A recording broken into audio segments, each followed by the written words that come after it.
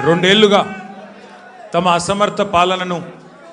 అసమర్థ పరిపాలన వైఫల్యాల నుండి ప్రజల దృష్టి మరల్చడానికి ఒకటి తర్వాత ఒకటి ఏవైతే కొన్ని కాలక్షేప కథా చిత్రాలు నడుపుతూ ఉన్నారో ఆ కాలక్షేప కథా చిత్రాల్లో భాగంగా పరంపరలో భాగంగా ఇవాళ నాకు కూడా ఏదో నోటీసులు ఇచ్చి టెలిఫోన్ ట్యాపింగ్ మీద ఏదో విచారణ చేస్తామని చెప్పి పోలీస్ శాఖ వాళ్ళు పిలవడం జరిగింది. ఆ విచారణకు పూర్తిగా సహకరించి దాదాపు 7-7:30 గంటలు వారు అడిగిన అన్ని ప్రశ్నలకు కూడా సమాధానం చెప్పి నేను మీ దగ్గరికి వస్తూ ఉన్నాను. మొట్టమొదటి మాట ఏమంటే నేను వారిని సూటిగా అడిగాను. గత 2 సంవత్సరాలుగా మీరు ఈ విచారణ కొనసాగిస్తూ ఉన్నారు. ఈ 2 సంవత్సరాలలో లీకుల మీద లీకులు, ముఖ్యంగా మా పార్టీ లీడర్ల వ్యక్తిత్వ హననం చేసే విధంగా, క్యారెక్టర్ అసాసినేషన్ చేసే విధంగా మీరు ఏదైతే వ్యవహారం చేస్తున్నారో దీనికి బాధ్యులు ఎవరో అని అడిగిన వారు మాకు సంబంధం లేదండి, మీడియా ఏం రాస్తే మాకేం సంబంధం అని చేతులు దులుపుకునే ప్రయత్నం చేసినారు.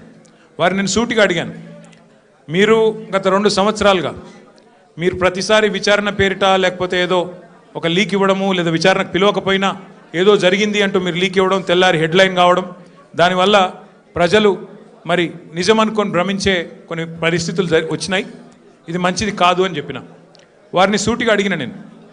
మీరు అంటూ ఉన్నారు, పేపర్లు రాస్తూ ఉన్నాయి, కొన్ని యూట్యూబ్ ఛానళ్ళు మరి ఇష్టం వచ్చినట్టు మాట్లాడుతున్నారు. కొంతమంది చాలా నా మాట అనడానికి నాకే సిగ్గుంది.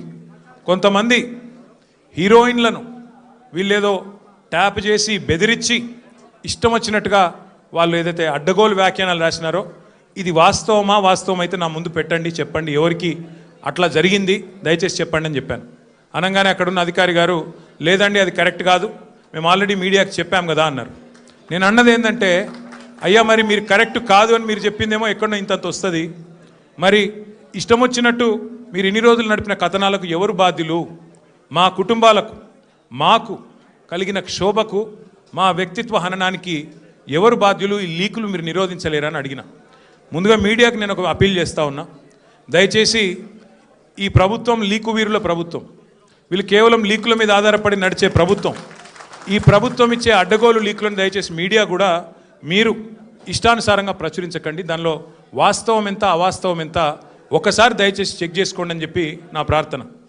మొన్న హరీష్ రావు గారు పోయి రాగానే నేను ఆశ్చర్యపోయాను. వాళ్ళు ఇష్టం ఉన్న కథనాలు, హరీష్ రావు గారికి ఇంటి నుంచి భోజనం వచ్చిందని ఒకరు, హరీష్ రావు గారు ఇట్లా అయ్యారు అట్లా అయ్యారని ఎవరు, ఇంకో 16 ప్రశ్నలు అడిగినారని ఇంకొకరు, తెల్లారి మళ్ళీ పేపర్లలో అదే అండి తెల్లారి పేపర్లలో ఇంకోటి, ఇవాళ నేను అక్కడ ఉన్నప్పుడు కూడా అట్లా చేసింటారు, ఫలానా ఆయన తీసుకొచ్చారు, ఇట్లా చేశారు, ఉక్కిరి బిక్కిరి ఇన్ని ప్రశ్నలు.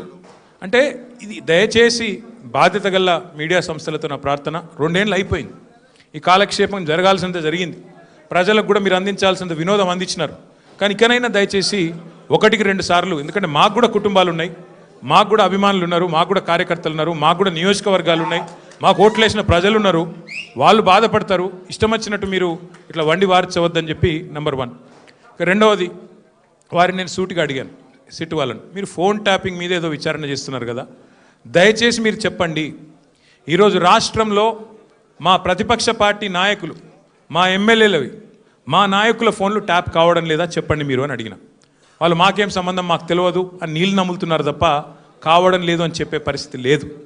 రెండవది నేను అడిగాను, ఒక మంత్రి గారు స్వయంగా నా ఫోన్ ట్యాప్ అవుతుంది, నేను మీతో మాట్లాడలేను అని జర్నలిస్టులకు చెప్పుకునే దుస్థితి ఈరోజు ఈ రాష్ట్రంలో ఉన్నదా లేదా మీరు చెప్పండి అని అడిగిన.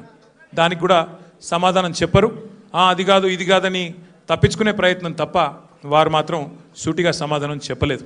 కానీ ఒక ధారావాహికగా మాదిరిగా ఏదైతే నడుపుతున్నారో, ఒక సీరియల్ లాగా ఏదైతే నడుపుతున్నారో అదే పరంపరలో అడిగిన ప్రశ్ననే అడుగుడు, మళ్ళీ అడుగుడు, ఒక 300 పేర్లు చదువుడు, ఈయన తెలుసా ఫలానా ఆయన తెలుసా, దాంతోనే 2-3 గంటలు టైంపాస్ చేసుడు తప్ప అక్కడ విషయం ఏమీ లేదు.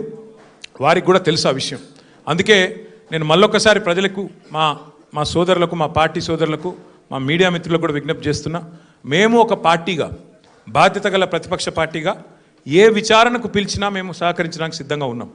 మీరు ఎన్ని కేసులన్నా పెట్టండి, ఎన్ని సిట్టులన్నా వేయండి, బాధ్యత గల ప్రతిపక్ష పార్టీగా పూర్తి స్థాయిలో చట్టాన్ని గౌరవించే వ్యక్తులుగా సహకరిస్తాము. మీరు ఎన్నిసార్లు పిలిచినా వస్తామని చెప్పి కూడా వాళ్ళకు కూడా చెప్పినాం. కానీ మా బాధ్యత పెద్దది, ప్రతిపక్ష పార్టీ బాధ్యత పెద్దది.